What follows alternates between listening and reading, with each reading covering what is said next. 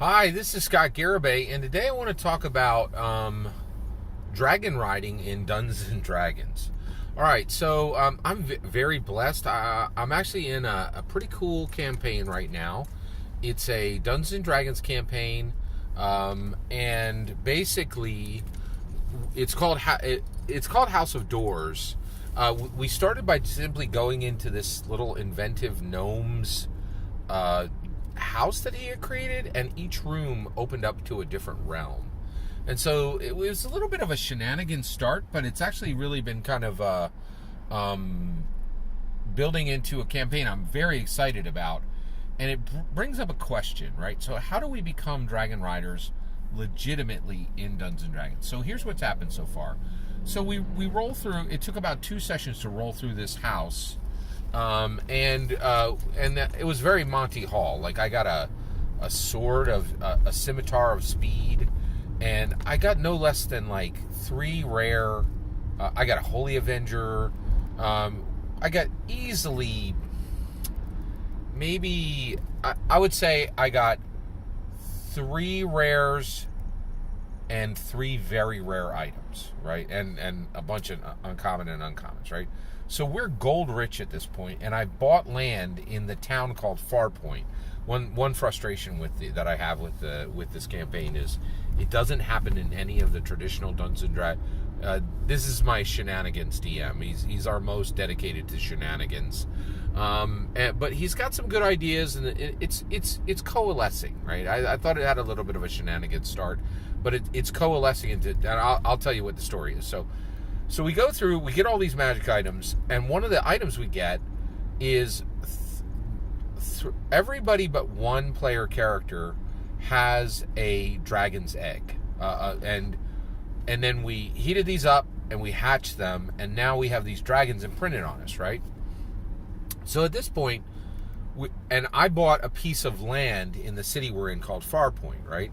And I'm watching House of the Dragons just like everybody else on the planet. And I want to become a dragon rider. Like, we have all the player characters except one have these dragon eggs. Okay, let's raise them up, and we're gonna, and we'll become dragon riders, right? But here's the problem, right? First of all, this does. I don't think this. You know what? Maybe this is in Council of the Worms, but I will tell you right now, there ain't nowhere in Dungeons and Dragons that gives any rules for becoming a dragon rider. Nowhere in Dungeons & Dragons gives rules for becoming a dragon rider, right? It's unheard of, right?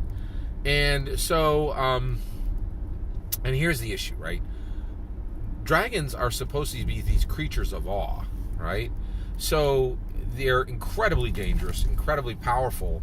So why would they deign to let some mortal humanoid ride them? I don't care if you're, a Harengon or a human or a dwarf or an elf.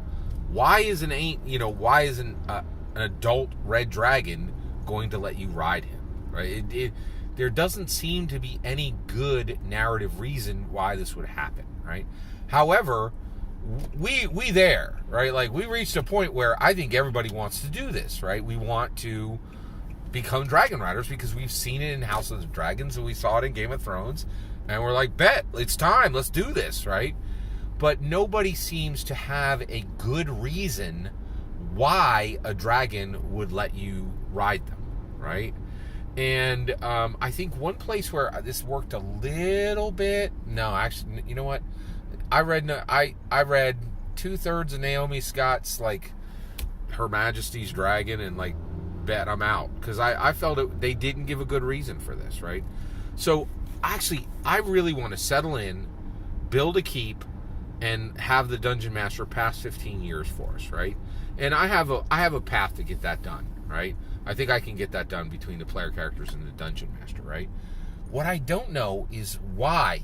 Why would a dragon allow a mortal humanoid to be its master? And I, like, there ain't no other way to say this. Like, like, humans master horses, right? Like, it's not like Simpatico.